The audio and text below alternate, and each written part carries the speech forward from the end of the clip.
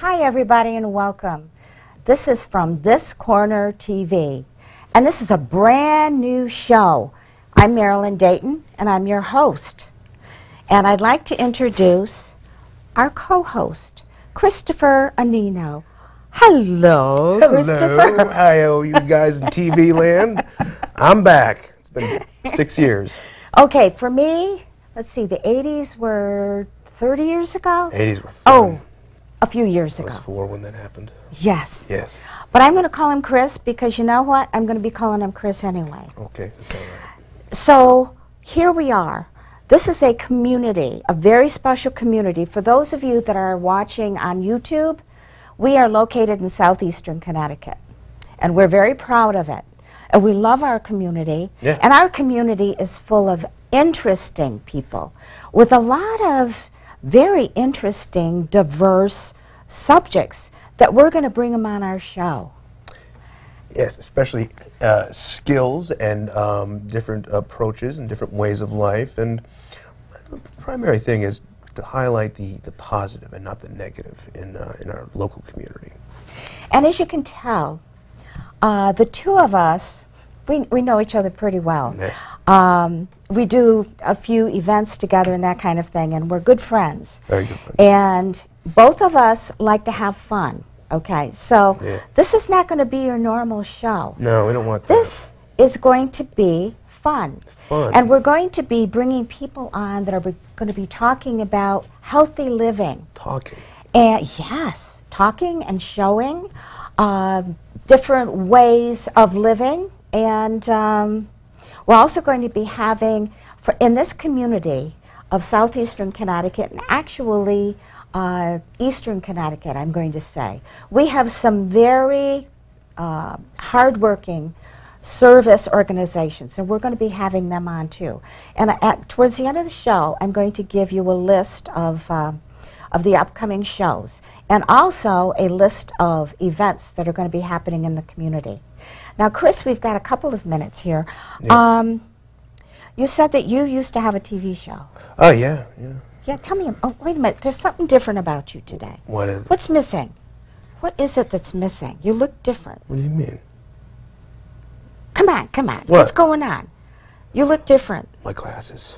Oh, God, yes. Where's your glasses? Put them on. Oh. Then I'll feel better about talking. Ray Charles okay? prescription, too. This is great. All right, now we're good. Now we're ready. I love it. Okay.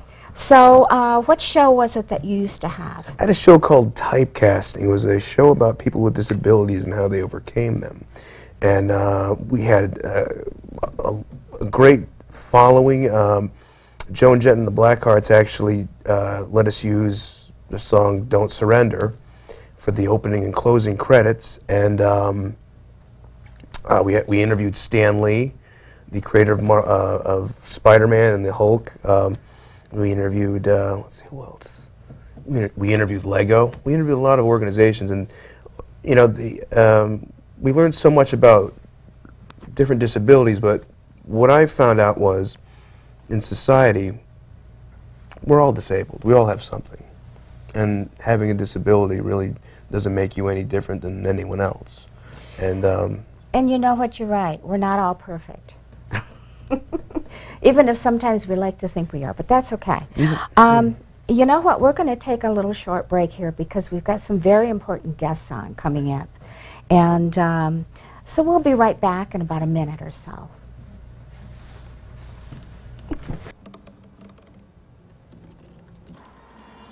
Everybody has a dream.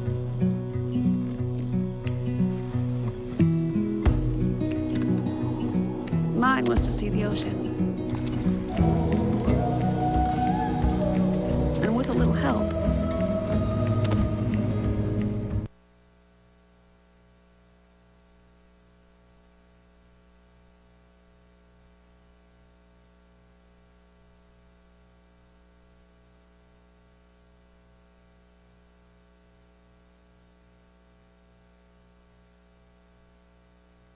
we had to get hooked up.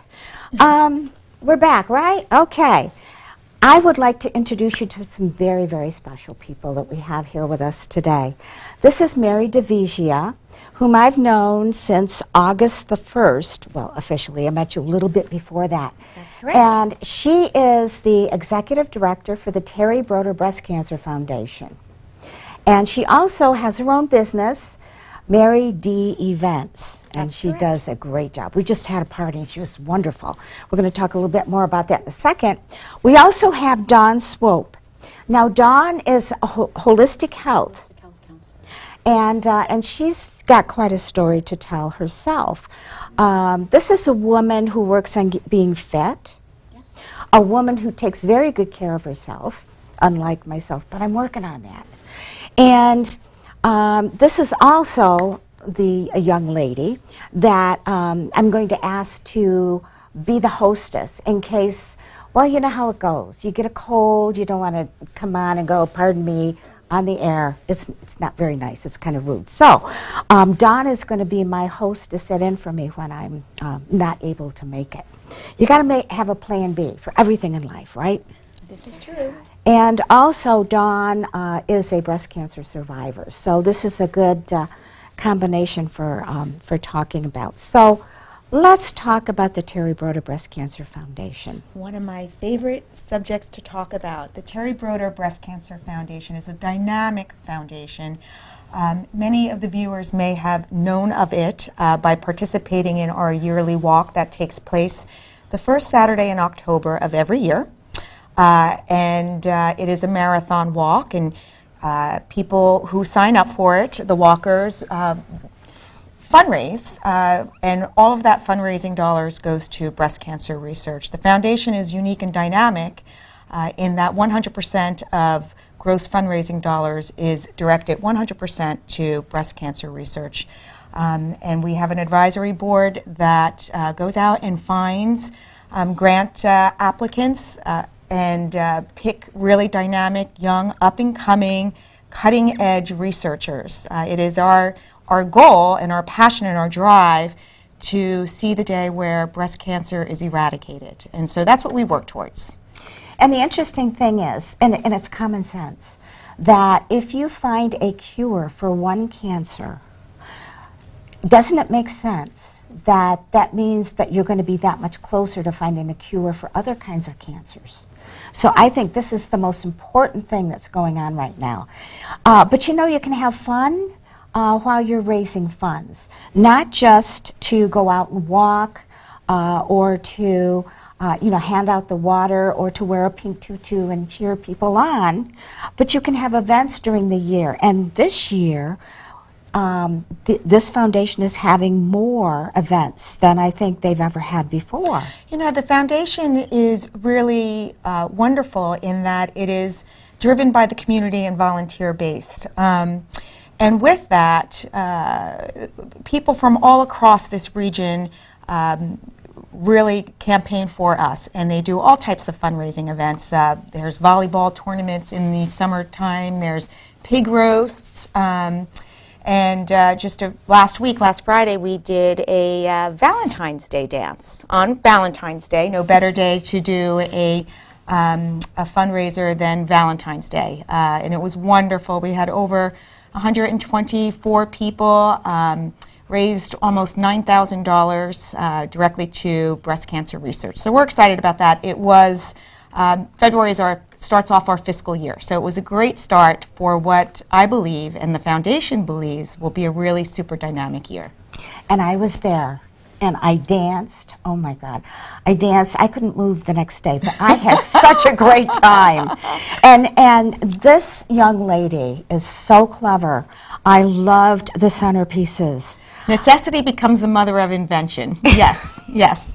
They were about, what, 3 feet tall? They were, yes. And it was a vase, correct? Mm-hmm. And at the top was a lampshade that was very cleverly decorated. Each one was a little bit different. But hanging down inside the vase were these lights.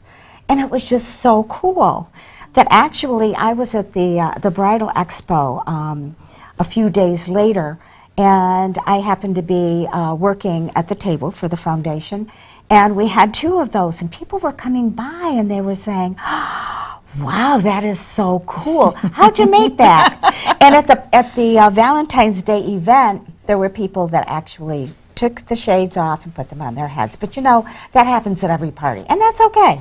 That's okay. The foundation is sponsor-driven, so as I mentioned earlier, 100% of fundraising dollars is directed towards cancer research, so all of our operating costs are either through volunteers or through sponsorship, through corporate sponsorship, etc. And so in hosting that event, you know, going out and seeking sponsorship from florists on Valentine's Day is not always the best solution. You know, they're busy delivering roses. And so, yeah, you learn to be a little bit creative and resourceful, and it was a lot of fun. And you've done a few parties in your life. Yes, quite a few. I enjoy it. I enjoy what I do. It's what I do now, working and assisting the foundation is really a blessing for me. It's introducing everything that I have learned over the past 30 years in events and catering and driving it towards a purpose. And so it's super fulfilling and it's super fun. And the group of people that volunteer on a regular basis are awe-inspiring. It's just wonderful. We laugh, we cry, and we work hard. Yes. And guess what? You're going to be meeting quite a few of them over the next few months because Mary and I are going to be using subject matter of the Terry Border Breast Cancer Foundation the first week of every month. So guess what? Next week, she'll be back. With a few people that it'll be a great pleasure for you to meet them. And I'm looking forward to that. So, Dawn, let's talk a few minutes with you. Now, you had breast cancer. How long ago was that? I was diagnosed 2.5 years ago. I had invasive ductal carcinoma, which is very common. However, it was triple-negative breast cancer, which is not as common. And breast cancer has a very broad spectrum of diagnoses. And how did this change your life, learning this? Well, you become very grateful for every moment, every day. You learn to appreciate everything around you. You learn to get healthier quick. And you always hear people who survive cancer, they're glad it happened, and there's an essence of life after you go through this traumatic experience. It's just about living, it's about giving back, and you find ways to do it, and it's hard to say no because you want to live and do everything. So I find that nothing's impossible. I just go out and do it and try to contribute in any way I can. Now, are you still on any kind of treatment? I'm not. Oh, okay. Because generally they keep you on treatment for several years. Yes. Triple-negative breast cancer is a very aggressive cancer, and unfortunately it is triple-negative. There is no hormone receptors, so there is no treatment at this time after chemotherapy and radiation to sort of slow the cancer growth. So if you're going to get cancer after triple-negative, it usually comes back pretty quick. There's no prolonging the process of growth. So do you go in for regular checks? I do. I used to go for checkups every 3 months. Now it's every 4 months. And of course, there's a change in diet that I try to adhere to every day. And it's about I still have to do self-exams. It's so important to get your mammogram and do your self-exams at home more than once a month if you can. The quicker you can detect any type of change and have it evaluated and be an advocate for yourself. If you're not comfortable with the outcome of that first evaluation, get a second opinion, always. Thank you for that advice. Now, you're a holistic health coach. Now, did this happen before or after? I had always been physically fit and into healthy living, healthy diet, positive attitude. It it was quite a decision to make, to have to take the treatments for chemotherapy. That's just putting all the toxins and poisons in your body to fight off this horrible disease. Because it was triple negative breast cancer, I made a choice to do the treatments and do the radiation. And during that time, I was very fortunate to have enough support from those around me who offered Reiki treatments, which is energy healing. Mm-hmm. And at that point, I met some health coaches myself and decided at that point that I wanted to help other women who are cancer survivors. And so at that point, I decided that I was going to go back to school to be a health coach and give back and help women. Oh, I think that's wonderful. Thank you. So now, how is it that you do help them? What exactly do you do? A holistic health counselor or health coach, it's about finding balance. Food is medicine, but food is not enough. Being physically fit is not enough to keep us healthy. It's about being mentally, spiritually, and emotionally balanced and healthy, and to thrive holistically in that way. So I help people on a 6-month program. We meet twice a month, and it's a tailored program per person. So it's an individualized program to help them obtain their optimum health, whatever their goals are. So it's one-on-one. We do group trainings as well if a group wants to go through the training together. But it's really about having a personalized program and support. Wow, that's amazing. You know, so many people, well, there are people that kind of go to the extremes. They think, well, you know, I don't want to do Western medicine because it's poison. And I don't want to lose my hair, and I don't want to, you know, I'll lose weight, but, you know, I don't want to lose too much. And so they go the extreme holistic route. And I know quite a few people that have done all of it. And the key here, as you mentioned, is balance. It's good to have an energy healer help you, because I've had it done, and it's pretty amazing that it works. Amazing. But it's and the balance of the entire body, spiritually, emotionally, physically, inside and out, is just so important. Yes. Now you mentioned you have a family support unit. Yes. That's important too. Definitely, yes. You find as you go through something traumatic, especially a health issue, that the positiveness is what actually helps you heal. And you tend to separate yourself from negative energy, negative people, negative experiences. It's all about positive and helping one another and just enjoying life. I like that. I like to enjoy life. So the wonderful part here is that you live in an area where you have organizations like the Terry Broder Breast Cancer Foundation, which is wonderful. I'm a little biased. I really love this organization. And over the next few months, we'll have a lot of exciting information that we will share. Not just about the foundation itself and the people involved, but some of the things that we're going to step forward and do to spread awareness. Because I actually, and you've met her too, we know a young lady who her mother had breast cancer when this young lady was in kindergarten. And they do not have the family gene that they look for that says you're going to get it. But when she was 14 years old, they discovered breast cancer. 14 years old. And they treated her, and they found it again when she was 15. And she's now getting ready to finish her senior year in high school and go on to college. But, you know, she's still being treated. You know, you do what you have to do, but then you say, I'm not going to let this get the better of me, and I'm going to make my life really, really count for something. She wants to go into medicine.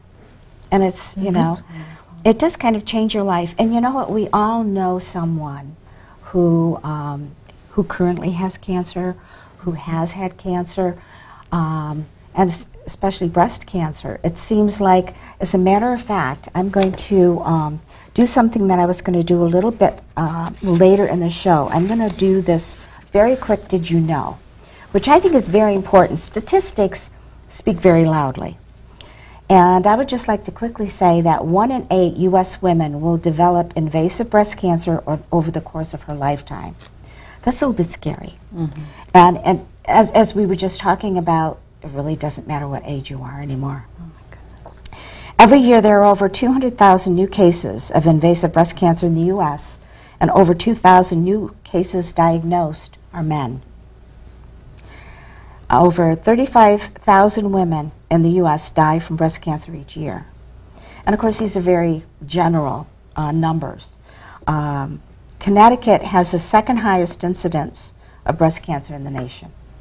That's one of the reasons why I wanted to make sure that we talked about it so much on this program.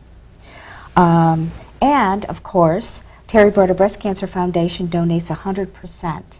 Nobody else does that to their cause because they are not as fortunate to have corporate sponsors as this organization does. I made a speech once about the foundation, and I held up a dollar bill, and I just, you know, I love to use props. They're just, they're so fun because they make the point so well. I held up a dollar bill, and I said, this is your donation, and you are donating it because you believe strongly in a cause, okay? You're supporting a cause to find a cure. And I folded it in half, and then I folded it again. And so it was in fours. And I said, this much of this dollar bill does not always make it to the cause. And then I made it half, and I said, sometimes this much of this dollar does not make it to the cause that you just donated this entire dollar for. Right. So then I opened it up, and they said, then there's Terry Broder Breast Cancer Foundation. And every wrinkle, every crinkle of this dollar goes to breast cancer research. So it's wonderful. Anyway, I love statistics, even though those are not happy statistics. So, so let's see. The Terry Broder Breast Cancer Foundation and Mary D. Events is today. Quickly, over the next couple of minutes, tell me now, you worked, didn't you work for Donald Trump at one time? Yes, in my early days I worked in Atlantic City, and I worked at Trump Plaza. Oh, yes, wow. in catering and such, and we did wonderful parties and events, and it was a fun time. Wow, what an experience. Did you ever get to see him? Yes. And he's as dynamic in person as he conveys on television. I'm not surprised. I'm not surprised. And of course, we always talk about the hair thing, but we won't go there today. Good. So with this kind of background that you've had, which is actually very impressive, and I like your website, by the way, Thank too, you. the Mary D. Events website. For you to say, I want to work with this foundation is pretty significant to me, when you could really do what you want to do. Anybody would be happy to have you working with them. Well, thank you, Marilyn.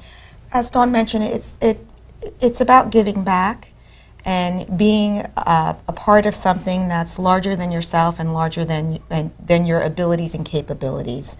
The foundation is managed by a fabulous board who is forward-thinking, and the walk is produced by hundreds of volunteers that, even in all of my years of experience, to witness that on that day, on that first Saturday in October, it's emotional and it's rewarding, and knowing that the dollars are being put forth to a really positive way, in a positive way, it's fabulous.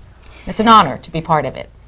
And I'll tell you something, the walk across southeastern Connecticut, I think they started it in 2008, correct? And it has built to where there are hundreds and hundreds of volunteers and hundreds of walkers. And the marathon is broken up into 3 segments. It is. You can do all of 26 miles, correct? Which I couldn't do. And then it's broken up into, let's see, I think You have a half a marathon and a quarter marathon. So you can do all 26.2 miles. You can do half of that, and you can do a quarter, a little over 6 miles. And they start in various different points along the southeastern coastline. And it's beautiful, and it's, as I mentioned, support-driven. So there are pit stops along the way to make certain that you're hydrated. There's medical team. And at the very end, when you get to the finish line, it's emotional because you've just accomplished a wonderful feat in and of itself. But the collective energy, Dawn, you spoke about energy, the collective energy of over 500 people, all there for the same cause and the same outcome, which is eradicating breast cancer and supporting those who do have breast cancer, it's just magical. And you feel it. I've been there the last 2 years. Last year, well, in 2012, I walked that 6.55 or whatever it was miles. I thought it was like 100 and something. But it was just wonderful, wonderful people helping you. And last year, I did traffic control, which actually is very empowering. But I want to thank you very much to stop a big semi-truck. Oh, yeah, it was fun. I'd like to thank you both for being on our show today. Marilyn, thank you. And you will see Mary next week, and you'll be seeing Dawn again. Well, I look forward Absolutely. to that. Thank you. Me too. And we'll be back after this break with some new guests. And Chris will be back, too.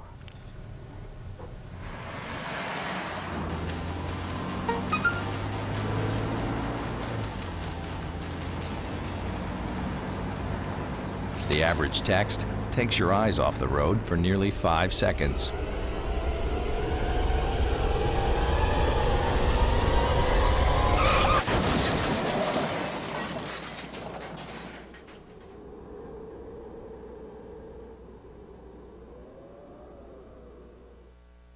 Can you help me with this? My new dad teaches me all kinds of stuff. Sure. He helps me with homework. That would be 3.6795. Thanks. Yep. He helps me with my decision making. I wouldn't use this one. Ever. And he's even teaching me how to drive. And that's why cars have bumpers. I'm learning so much. You don't have to be perfect to be a perfect parent. Thousands of kids in foster care will take you just as you are. All right, you ready for some baseball trivia? Let's do it. What year produced the most no-hit games in the big leagues? 7 no-hitters in 1990. Wow, that's right. Now a question that's not trivial. How many children will witness bullying this year? Huh. The answer? 3 out of 4. 75%? That's Wow. right. How many of them will say something? Kids want to help, but don't know how. Teach them how to stop bullying and be more than a bystander at stopbullying.gov.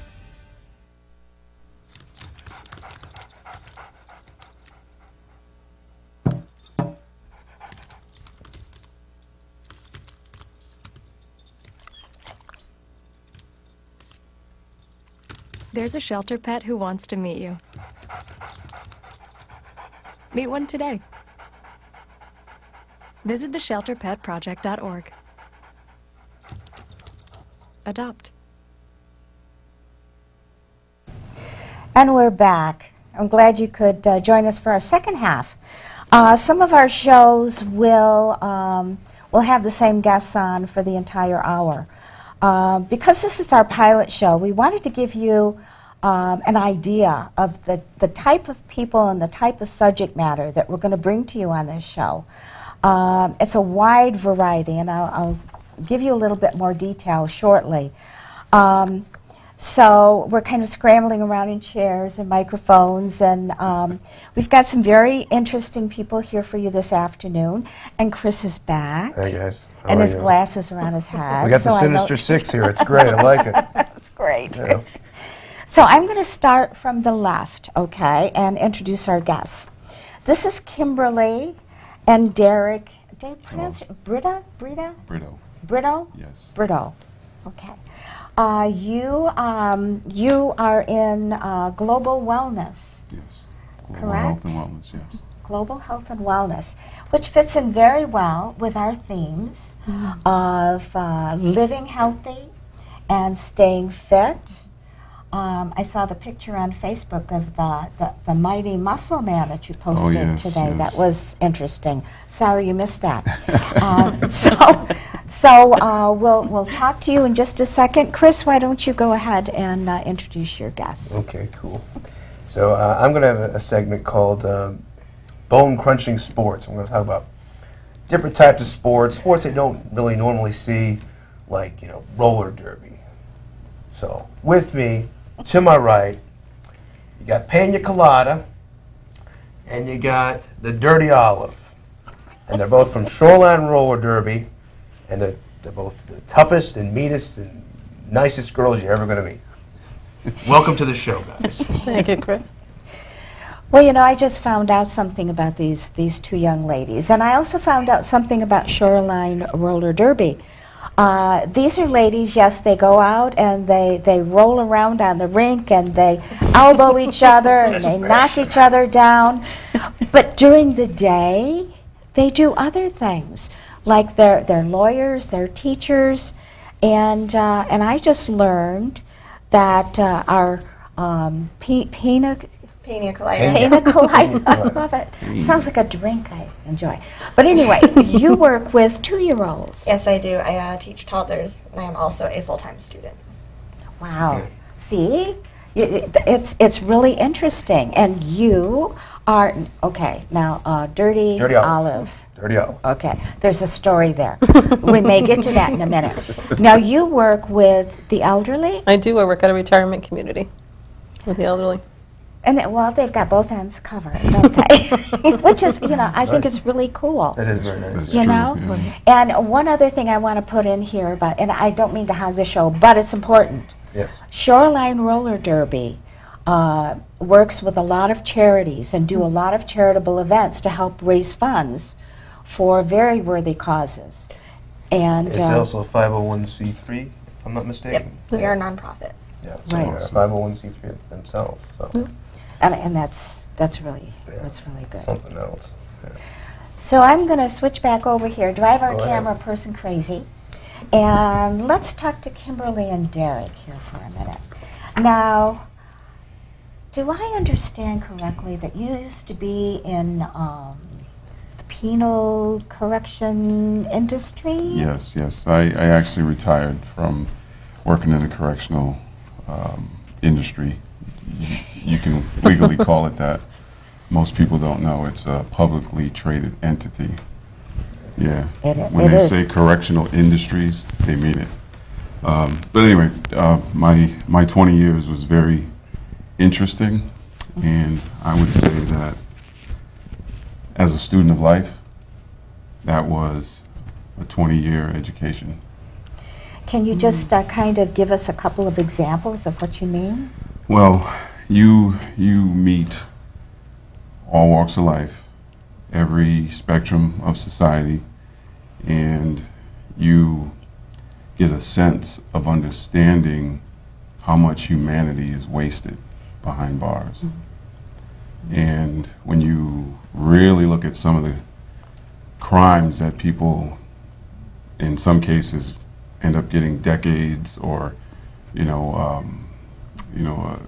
longer for it's our system has failed us in a lot of ways.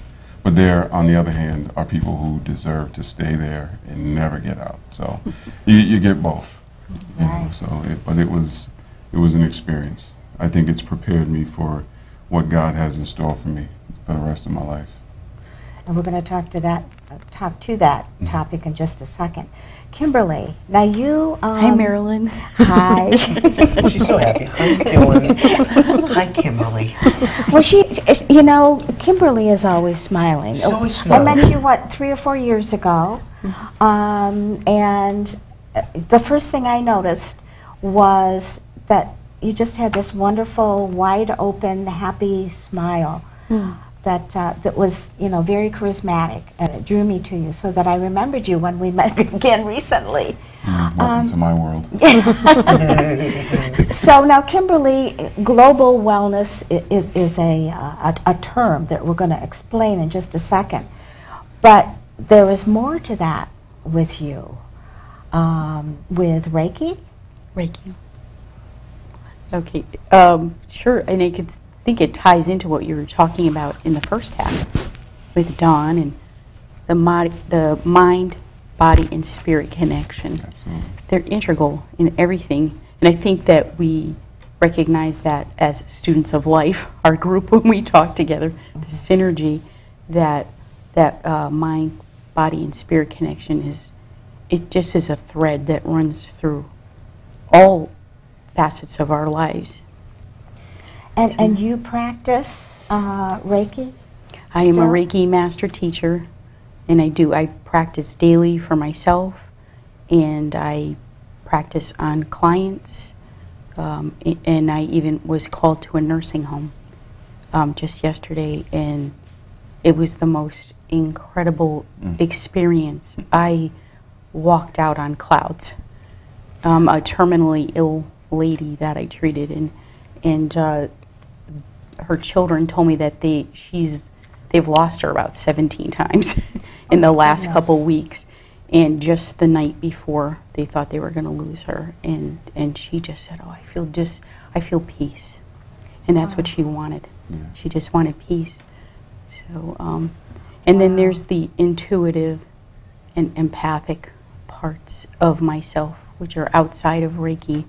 So sometimes when I treat somebody or when I meet somebody, like when Dawn and I met in the corridor just prior to our taping here, there was something.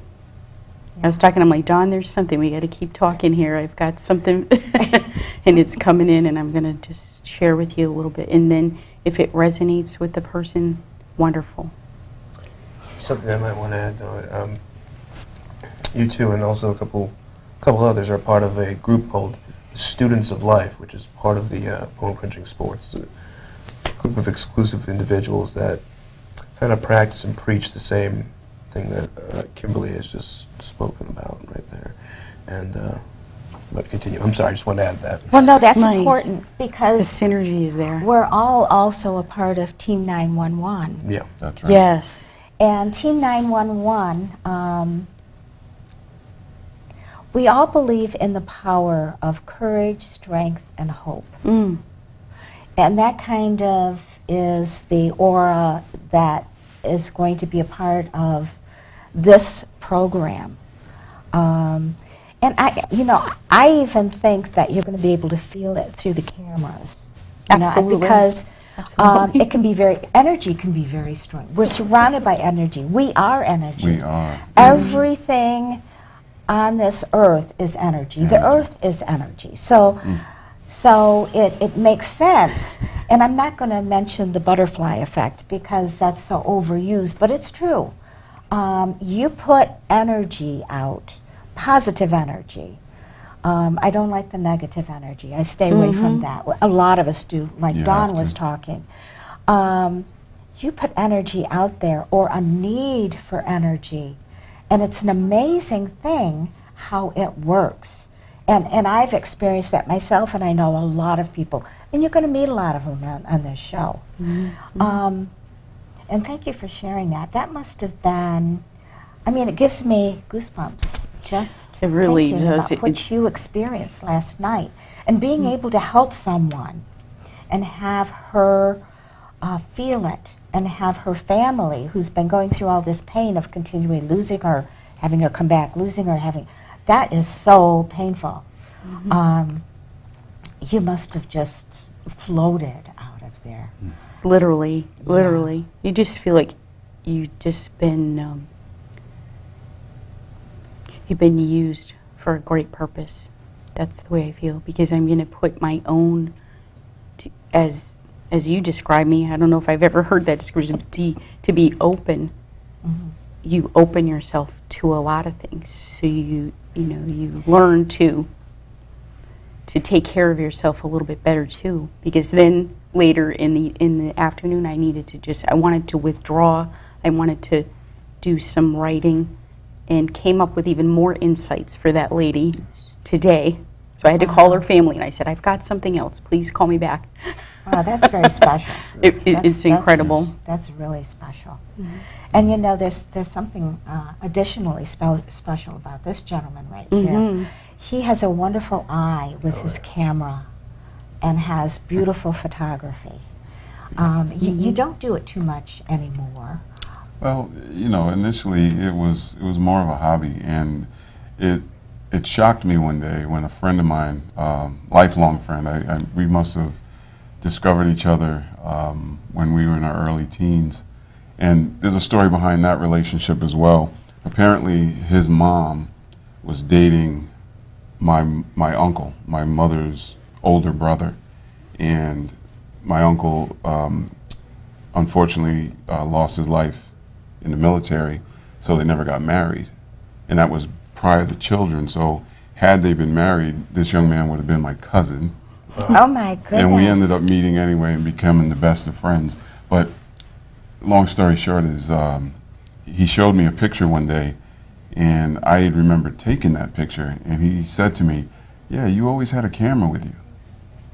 And then that's when it clicked. I was like, yeah. And then, you know, I started remembering all the different times that, you know, I would see things a certain way.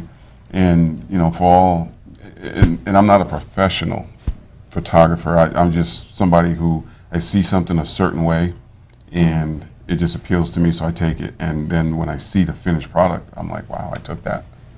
Yeah. I amaze myself, you know. That's a special talent. It really is. Yes. Take it from somebody that just kind of points and goes, "Where's the button again?"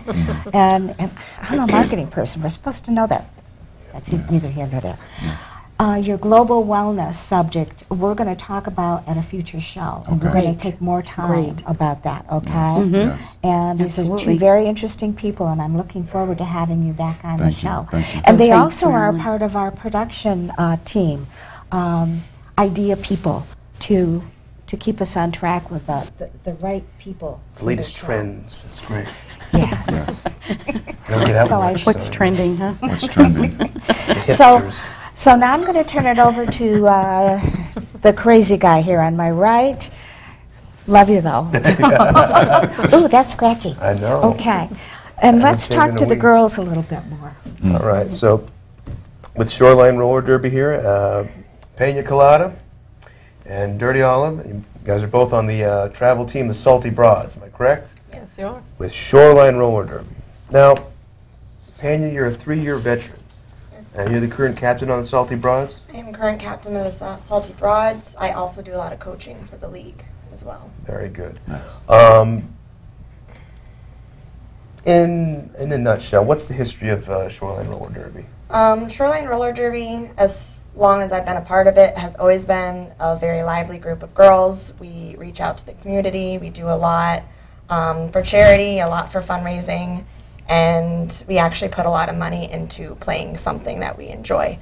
So I've been with them since 2011. Right. So we're about 3 years old, and in that time, I think we've won the majority of our games, so we do pretty well. I've seen a lot of people come and a lot of people go, but it's just a wonderful thing to be a part of, and knowing that, you know, everybody puts in just as much effort as the next person. I know Olive does a lot with sponsorship. I do the coaching. You have people that do, you know, the PR, the talking to new people, the people that recruit. So everybody has a job.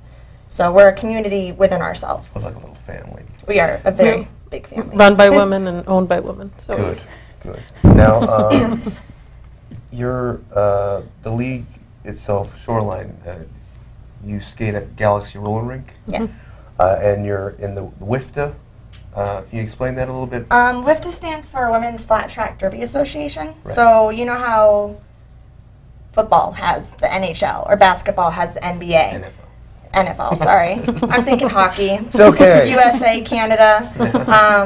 Yeah, so that's kind of like the big name for Derby. And once we become full-fledged WIFTA, we will be ranked across the entire world. Wonderful. So you know, we'll play different teams, and based on whether we win, whether we lose, how many points we score, we can see, you know, number 1, number 10, so. Good. Brief description as to how roller derby is performed and played. There's a lot of people out there that, I think there's, you and I were talking, and you had mentioned, you know, in the 70s it kind of was a little bit rigged, and now it's, it would be kind of nice to explain that it's not rigged, and it's like probably one of the most dangerous sports you could ever do. And can you kind of explain like the rules of the game? It's kind of hard to explain in such a short amount of time. To put it really briefly, you have 5 women from each team on the track at once. 4 of those women are blockers, and one of those women is a jammer. So you have your blocker, and she's one of my blockers for the Salty Broad. Their job is to get their jammer through the mishmash of 8 people and chaos while holding back that opposite jammer. So jammers get points for passing each opponent. So if you think, you know, 106 points, you passed 106 people. So if you think 4 points per laps, that's a lot of skating. Yeah. In just an hour. Oh, wow. A lot of cardio. So it's a lot of cardio, it's a lot of hard hits, and it's a lot of fun. Good exercise. Very tough. All right. Pina colada, and your name is Dirty Olive. Okay, let me ask you a question. What's with the nicknames? Just tell me. Why can't you just be called Kate and Clark? What's with this?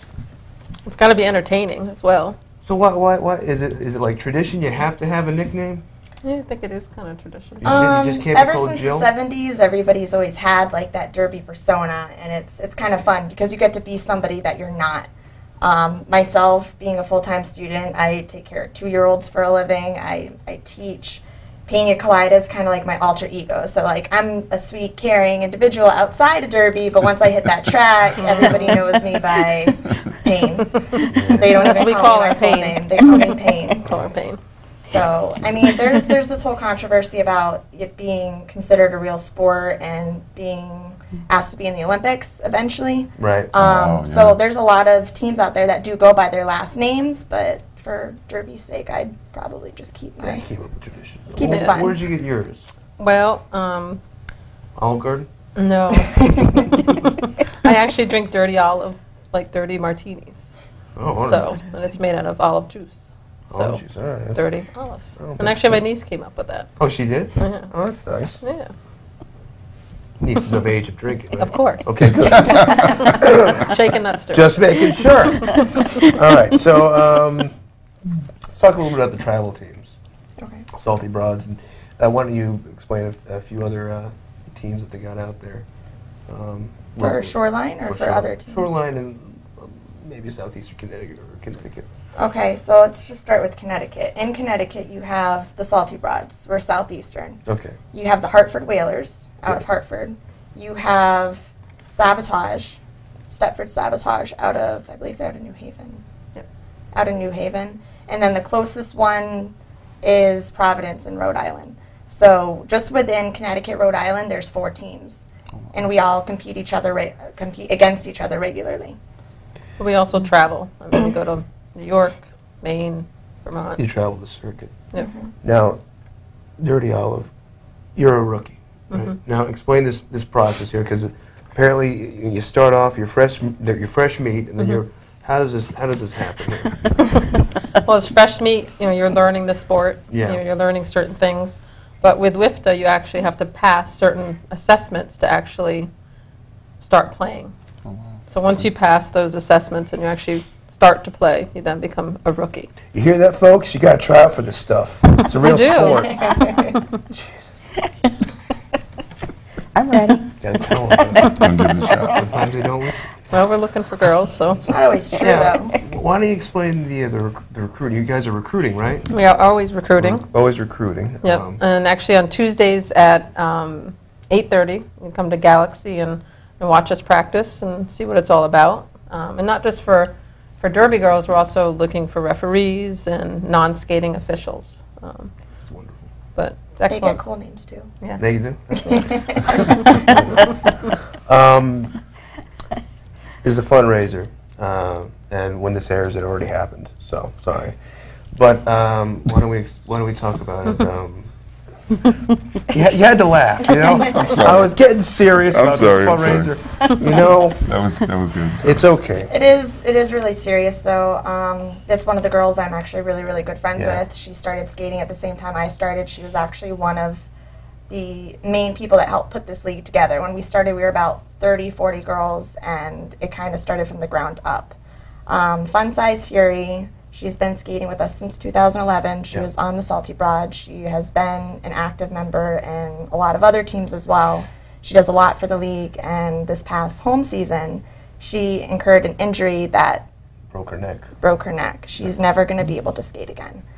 So to raise money for some of those costs and to kind of alleviate some of that, you know, those hospital bills, they get kind of pricey. But we're raising money for her. And a lot of the local leagues are also helping. We have CTRG, we have Providence, we have Worcester from Massachusetts. So a lot of the leagues and a lot of the skaters that know her personally are all coming together. We're all paying $5 to skate. We're accepting donations at the door. Everything, all the money we raise from this event is going to go to her. Now it's going to be, from what I was told, I think I spoke to the president, but both men and women are going to be on teams? Yes. Oh, that's good. That's nice. And I do believe we have an email. There you go. Yeah. That's right on it. So you can email this for more information if you want to possibly donate to the cause. I just want to talk about your both athletic careers here. What's the best moment you ever had in the rink? In the rink? There's been a lot of good moments. It's been 3 years. Go ahead, go for it. We got probably time. The best part was in 2011. We had been practicing for about 6 months, 7 months, and it was knee fall after knee fall after knee fall after push-up after push-up, and we had just started a scrimmage, and we went out there, and I remember my coach saying, "You guys are going to lose." And we went out there, and we won that game by 2 points in November of 2011. And it was kind of a big rush. They had sold out the entire stadium, the entire crowd, and it was the last 2 minutes of the last jam. I wasn't in the actual jam itself, but I just remember, you know, the ground shaking and everybody banging on the walls. It was really intense. It was like that final moment in the movie Miracle. Yeah, and it was so close too. It was really close. So everybody's, you know, we could win this, we could lose this. If we go to the box for a penalty, we're done. Yeah. And we pulled it together and we won our very first game. And that group of girls, there's actually quite a few of them still on the team. That's good. So, nice. And of course, I mean, I like coaching them too. I've done a lot with the freshmen and a lot with the rookies. So seeing her move up to Salty Broads this year, being one of my rookies this past home season, has been pretty awesome. That's nice. That's nice. What about you? This is your first year, so. Yeah, and actually during the home season, our first game with the Burlesque Bruisers, I actually got MVP. Nice. Jammer. So, and wouldn't be able to do it unless it was for her training and the rest of the team. So. Now you guys are both jammers, or how do you do it? I'm more of a blocker jammer. Blocker, okay. Yeah, I play both. I mean, for strictly A team, I do a lot of jamming, but I mean, home teams or guest teams, I usually do a lot of blocking as well. So it's kind of whatever's required of you at that moment. Yep. If we can just have that email up one more time for the viewers at home too. There you go. I think what people need to understand is, even though they're having an event, and we record live, live to tape. So we always do our shows a week ahead of time. You can still donate. She's still going to need help, even after the event. So. Yeah, it's too bad. It really is. Yeah. But, how's she doing? Yeah. Oh, she's doing actually really well. She's still active within the league. She helps out, you know, on all the different committees. I think she's going to be an announcer for us. Yep, she's going to announce during our bouts. Good. Good. She's going to co-announce with River and Loaf. Yes, she is. That's going to be good. So that's amazing. That says something about the sport and the fellowship.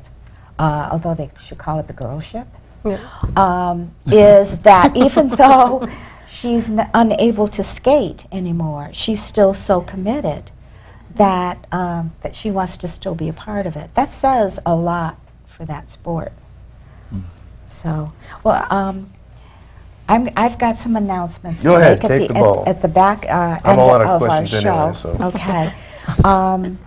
What I'd like to do is I'd like to talk about the upcoming shows, and so that you can come back and meet other interesting people. And I'm sure these people that you met tonight, all of them, will be back again. On March 5th and 6th, get to know the Terry Broder Breast Cancer Foundation even more than you did tonight. We're going to have some of the co-founders, why the organization was started to begin with, and meet some people that are volunteering and some survivors. And there's one very special person with breast cancer. We're hoping we'll be able to get her on the show in between her Bravo reality show. Yes. March 12th and 13th is going to be our Healthy Living segment, and that'll be Healthy Choices with Dr. Jamie Lee. She's going to talk about thermography, which is an alternate way of learning about your body. Many times it could be up to a couple of years before you get symptoms. And we're going to be talking about green sustainable energy and its effect on your health. Then the next week, we have a conversation with Safe Futures, which is formerly the Women's Center of Southeastern Connecticut. Some of us have been involved in that organization too. They save lives, restore hope, and change the future for those impacted by domestic violence and sexual assault in Southeastern Connecticut. Then we're going to have unique sports insights the last week in March with Chris Anino and his guests. And also remember, if you miss our show, the YouTube channel that we have will be posting the shows within 24 hours of the airing. And another thing that we'd like to do is have you send in your events so that we can talk about them at the end of the show. There are a couple of Safe Futures events coming up on March 3rd through 13th. There will be the 19th annual Men Against Domestic Violence Radiothon. And you can go to againstviolence.org for more information on that. They're also having a fundraiser at the Dog Watch Cafe in Stonington, Connecticut on Wednesday, March 12th from 11:30 to 9. Mention Safe Futures, and 15% of your order, of your total bill, will go to Safe Futures, a great cause. There's going to be a kickoff celebration of success on skateboards the first week of April. The dates are April 5th in Norwich and April 6th in Farmington. That's sponsored by SensationsCharitableFoundation.org, established to offer children a place to learn important skills and strategy for coping with life while having fun, like we do. Yes. Then the last event I have for tonight is the 7th annual Autism Speaks at Yukon TKE 5K Walk. That's hard to say. On Sunday, April 13th at 12 noon in Stores, Connecticut. You can get more information at events.autismspeakssu.org. So what I'd like to do is I'd like to thank everyone for being our guest tonight. Great show.